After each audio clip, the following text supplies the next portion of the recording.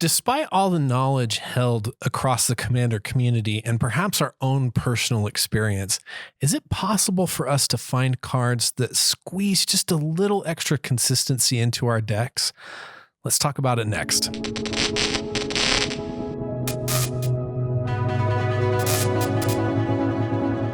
Hey, I'm Kyle with the Legendary Creature Podcast. So if you've been listening to the podcast recently, you'll know that Andy and I have been engaging in what we've been calling a roster Ragnarok, where we have dismantled all of our decks and we've been building a new roster of decks from the ashes of this exercise.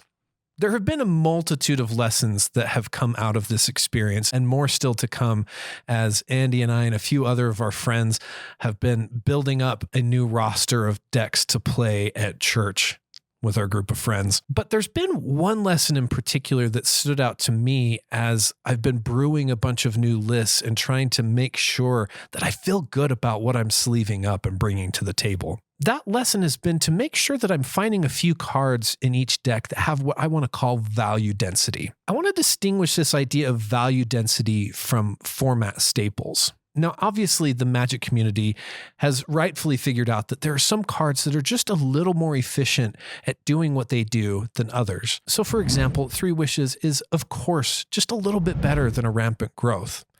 But then there's also cards like Beast Within that have more breadth and reach in their utility than a Return to Nature or Broken Wings. What I mean in talking about value density is cards that may not necessarily have broad application, though some do. But these are cards that are able to execute on both some element of our strategy and give us some element that is core to the functionality of a Magic deck. Or these might be cards that in a multifaceted strategy speak to different elements of the strategy that we're trying to execute on. A generalized example of this that's pretty much built into the Commander community at this point is Ashnod's Altar. Ashnod's Altar and its comparable companions in Phyrexian Altar and Krark-Clan Ironworks provide us with a sacrifice outlet that gives us a zone change, which we all know there's other cards in the deck that are waiting to get triggered by that zone change or abilities that want to leverage that zone change. And these cards provide us with mana, which is core to the function of a Magic deck. Now, these are obvious examples that can lubricate combos in all colors of Magic, but I think they still illustrate this idea of value density that we can find mirrored in other lesser used cards, even if they don't have quite the reach of an Ashnod's Altar. To further illustrate this, I want to talk about the deck that really brought this principle to mind for me recently as I was brewing and trying to get this list to a point that I felt good about sleeving it up and bringing it to the table to play with my friends. That was manifest in brewing a list around the Commander Farmer Cotton. Now, if you're not familiar with this commander, its cost is X green-white for a legendary creature Halfling Peasant.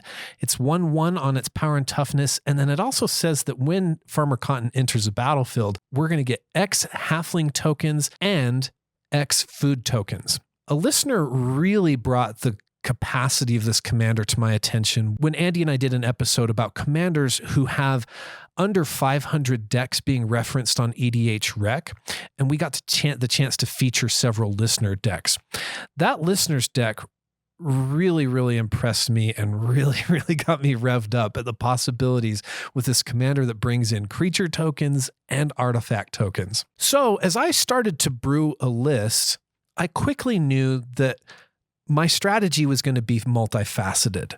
For me, I wanted to cast Farmer Cotton as many times as possible, and I wanted the X in that cost to be as big as possible, which means zone changes and big mana, a multifaceted strategy that was probably going to demand some value density in terms of the cards I was using. Now, as Commander players, we all know that feeling as you start brewing a deck that has a more complicated strategy or a multifaceted strategy. After we've included the lands, the ramp, the card draw, and a package of removal that's appropriate for our play group, there's not always a huge amount of space for these multifaceted strategies. And for me in particular, I knew that I wanted to sacrifice Farmer Cotton and return that card back to my hand.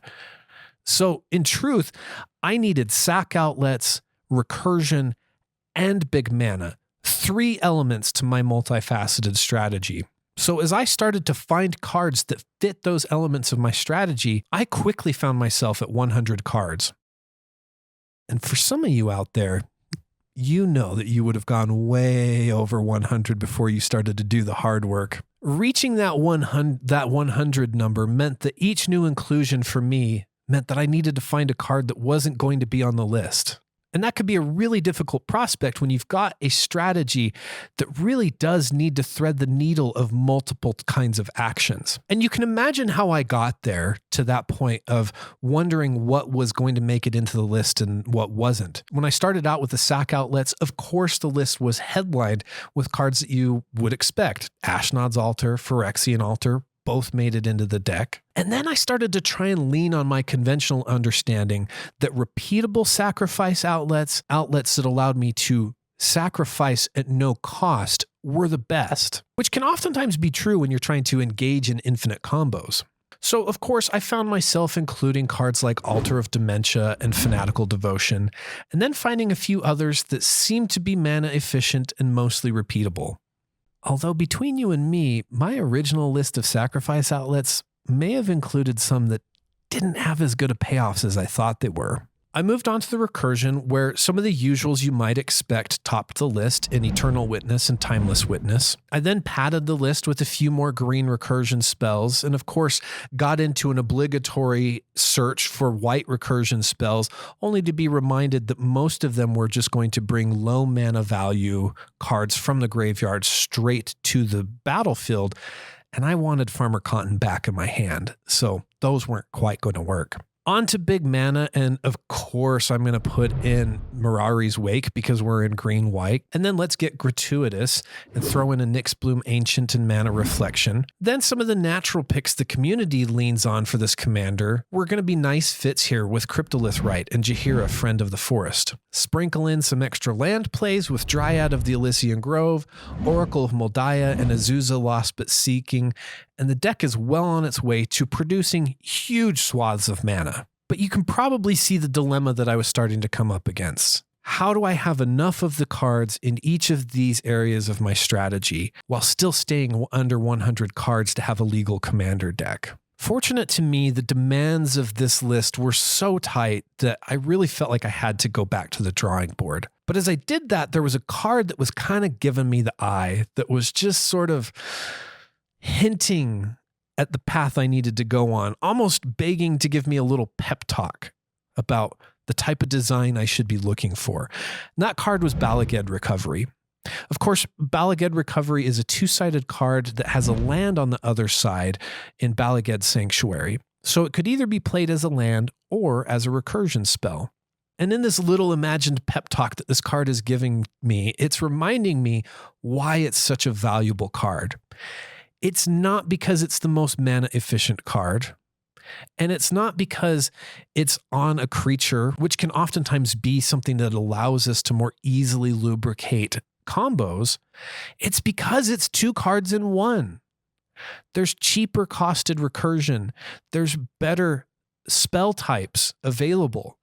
But because it's a land or a sorcery, it allows me this flexibility. And this idea of value density really started to distill for me that is where I need to be looking. These cards that have the capacity to be more than one thing. And that's why that card is so common across the Commander format. People almost just treat it like it's a land, so it doesn't even impact the card count in their decks.